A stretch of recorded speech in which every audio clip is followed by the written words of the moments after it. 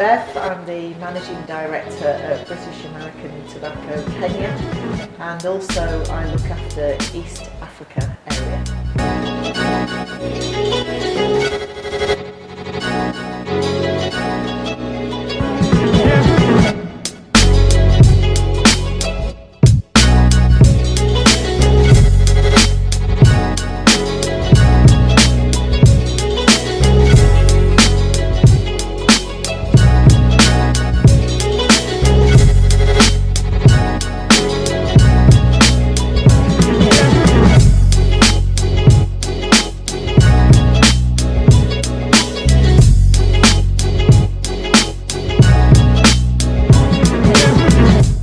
What do you wish you learned sooner in life? That's an interesting question. Yeah, quite reflective. I suppose the balance is the thing. You know, if I look back, I think beating yourself up about not being perfect 24/7 is not a very healthy approach. Yeah, that's true. So I think learning that doing the things that you really enjoy really well is good. Yeah. And that there will be compromises along the way. I think if I'd known that at 30, I may have approached things slightly differently in the way that I did. Not that it really did anybody any harm at the end of the day, but it might have made me a little bit more calm. Exactly. Yeah. And so when has COVID-19 or this period, COVID-19 has forced us to go back home, recline, be in our own thoughts, be in our own elements. We've learned a lot along the way. So maybe some things that you have learned this season, you know? Wow, I mean, honestly, I just think it really makes you realise how important the little things are. Yeah, that's true. Honestly, I can't even, you know, describe how important it is for me to find time each day to speak to my children about their day, what have they been doing. Questions perhaps that you don't really ask when you see one another all the time. All of a sudden you're interested and you're asking these detailed questions. In the home context, I mean, I'm not a great fan of working from home. I really like interaction, as I'm sure you can see. Yeah. So I much prefer being with my team, working with my team. You know, and I'm a big believer in that interaction, creating an environment that is much more productive. That said, working from home works for many people. They really like it, and they're able to get a better balance. That's nice. So we've got very flexible policies here, and I think that is one of the things that we will take out of this whole situation. IDT, so technology, being able to connect through various means, having fantastic sort of electronic tools at your fingertips, they have been our saving grace throughout all of this. So we've invested an awful lot on information digital technology to make sure that the team can stay connected no matter where they are. So that's big learning. And number two was, you know, that we're going to have much more flexible and agile working, let's say, rules of the game. Everybody doesn't need to come to the office for 11 hours a day and be seen by the boss sweating over there on their desk, because I can still see the output of what they're doing even though they're at home. So I think for me individually it's more about finding the balance with my team, because with my leadership team I like the personal contact and us being able to talk to one another every day. So if some of them want to do a bit of work from home as well, then we find a way of making it possible. Work. Okay. But personally as well, you said not taking things for granted, and I mean, we've been quite lucky in Kenya. You know, the lockdown has not been as severe. As other countries. So I can tell you it's been a lot worse in England and in the UK. So you literally locked in your house for months on end. And the only time that you can go out is to go to the shops to buy food, stand in a queue for hours on end, and come back. That's been the UK for 4 months. So here we've had a little bit more flexibility. So what I've really enjoyed the fact that I could still go out. We've been playing golf throughout because my husband and I play golf. So, you know, being able to walk around a beautiful green space and still do something that you find relaxing has been a huge bonus. Okay. So, and a lot of countries, people haven't been able to do that. They've literally been trapped in their four walls. So I think, you know, being able to get some fresh air, go outside, do something that you love has been a big you know, leveler for me during this period. Okay. So now somebody may be looking at you and wondering, what do I need to do to be her? Should I need to work hard? Do I need to network more? Yes. So to what do you maybe need your success? Yes to everything, but to what exactly do you owe your success to? Is it? Well, I mean, first of all, I think you need to decide what you want to achieve in life. I mean, you need to have a goal in mind. I always wanted to be a leader of large teams. I wasn't necessarily quite sure what that looked like, but here I am leading a large team. So I think first of all, have an end point in mind. I try to encourage people who I work with more on a sort of a mentoring perspective to have what I would call a life plan.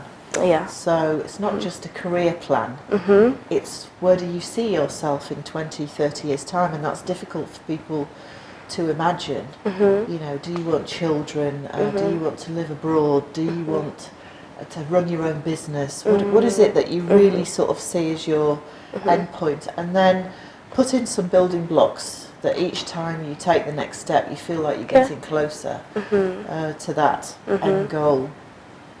But for me personally, I think, you know, some of the big things that have been important are to have people around you who you're able to talk to, get advice from, you know, bounce ideas off. Does this sound like a good plan? Does it not? Take that advice and then take a little bit of time to reflect before you jump into the next thing. Okay, that's true. So I've had some really great advice from people within the business. I've had a really great mentor in BAT who's been very helpful for me. And also, you know, try and find people that you can talk to in a more personal setting as well that can give you a little bit of coaching and advice. And I think it's important, you know, you shouldn't be making all of these decisions necessarily on your own, because with me it has an impact on my husband, on the children, so we need to make joint decisions.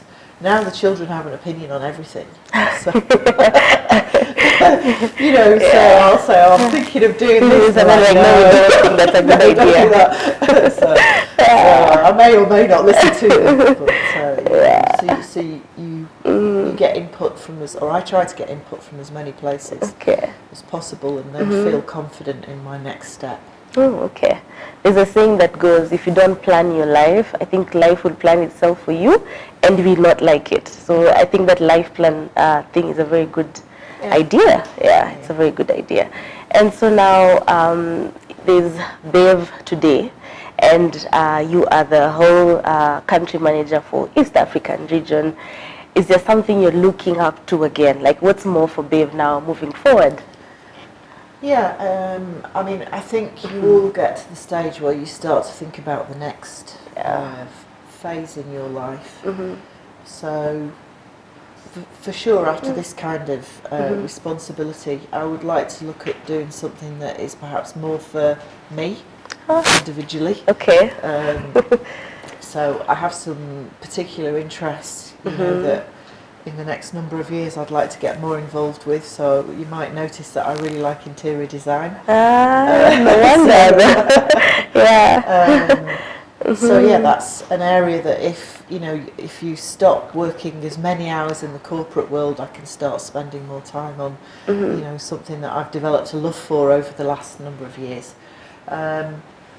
Also, I really want to get involved from more of a giving back perspective. Nice. Yeah. I mean, I think you have the luxury to do that when you're a bit more sort of senior in your career. So I've been looking for some opportunities, probably that take me a little bit closer to home in terms of getting involved from a charitable perspective with some organisations that I would feel sort of strongly about in terms of what they're trying to achieve. Okay, so as we wind up, I still want people to know you a little bit more. So any mantra that you live by, or maybe word of advice that has stuck with you for long, something you tell yourself, I think every day as you wake up, that works for you. Well, I do yoga and meditate. Oh, nice. So I think one of the things, and I tend to do yoga in the morning. In fact, I did before I came to see you. Oh, nice. So one of the first things that I tend to think about is very positive thoughts about the day, being grateful, and my mantra would be live today as if it was your last. Yeah. Good. Now that's not always very easy, you know, because things happen in the day and you think, oh my God, you know, what's going on? I'm not in control of the situation. Because you can plan and things don't go the way you want them to. But I think if you wake up in the morning with positive thoughts and you're grateful for everything that you have achieved and that you know is surrounding you, then you can face the day with a positive mindset, and that's got to be a good thing. Yeah. So try not to let any of the, even coronavirus, you know, I mean, there's only so much you can talk about coronavirus. We really can't change it. You just have to get on and deal with the situation that you find yourself in. So so even throughout all of this, stay positive. Okay. And enjoy the day. Enjoy the day. Get what you can out of that day. Okay. I just think that's a very positive way to face life. Yeah, it is. Yeah, it is. It is. And 3 things off your bucket list. I was looking actually at the screen and I saw that question, and I was like, I didn't see them, so I'm curious. What else are you looking at? 3 things. Yeah. So I would really like to build my own house. Oh, nice. In Kenya, hopefully. I'm not too sure yet. Probably near water. Okay. So, so I'd really like to build my own house. A retirement home? Sorry? A retirement home? Retirement home. I'm not sure I'll ever retire. A nice home. Okay.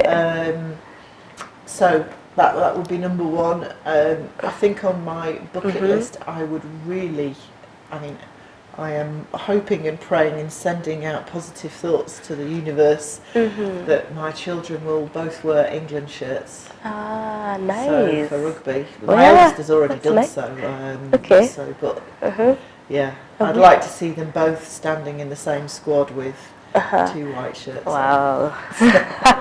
We wish them well. That's nice. So that's more of a wish, I guess. I'm planning on standing at Twickenham, which is the big rugby ground in London, and you know, seeing their faces on the screen. What's your favourite rugby team? I have to say my sons, you can say my favourite, I'm really a football supporter. Oh, really? What's your team? Liverpool. Nice. So that's why I'm a bit tired this morning. I was watching the game. I'm actually from Liverpool. So, nice. So my eldest son plays for Saracens. Which is one of the biggest clubs in the UK. His younger brother used to be at the Saracens Academy and has now gone to Ealing Trail Finders. So I have to say those 2. I can't possibly say any other. Okay. You're finishing off with the last thing, though. You said 2 things in your bucket list. The last would be? Outside of that, I think probably... don't really have 3 things. I think it would be, I would really, really like to be able to travel with my children and their children. Wow. So my husband, myself, and my children, their children. So all of us together to somewhere where, you know, and I don't mean Disney. I mean somewhere really beautiful and, you know, where you can get to grips with nature. Yeah. And Okay. That would be amazing. Okay. So hopefully my children will have children soon enough for that to happen. Every grandma's dream. Every grandmother's dream. Okay. Yeah, Okay. exactly. Okay. So I've taken so much of your time, and I know you have plenty of things to do in the day. You're so warm and pleasant to talk to. I could go on and on and on for a while. I just want to say thank you so much for joining Women today. Any other thing you want to just tell people? Maybe you have been thinking about this, so it's a space you've been in for a while, and you just want to speak out to encourage someone. More because of you coming to speak to me today. I would just encourage not just women, young women, but young people, to really trying to find what it is that they love and try to do that. If you can get somebody that can give you some support and a bit of framework and infrastructure, you know, to either coach or mentor you along the way, I think that really helps. But there are so many different opportunities out there these days. The world's changed radically. In the last 3-4 months, it's changed radically. The jobs of the past may not necessarily be the jobs of the future. So I just think that it's time to take stock a little bit, really think about what you want to do. And find something that you really love and that you feel like you can really add some value. Try not to compromise. Now, I know that's easier said than done. That's true. Yeah, because at the end of the day, we all need to go to work. We all need money in the pockets. You need to pay the bills, to survive. So, but, you know, hopefully each thing that you do takes you closer to the thing that you love. Okay, that's nice. So thank you so much, babe. Thank you. Have a lovely day and all the best. Congratulations. Congratulations on all you're doing. You're doing a good job. So thank you so much. That was Bev from BAT, the Managing Director, East African Region. Quite a very interesting lady to learn from. Thank you very much again for watching our show. A big thank you especially to EventsGuru, to Abdi, to Bonte Media, and also BAT East Africa for hosting us today. Thank you very much. Please remember to like, subscribe, follow. We are on Facebook, on Twitter, on Instagram. And yes, see you until next time. Bye-bye.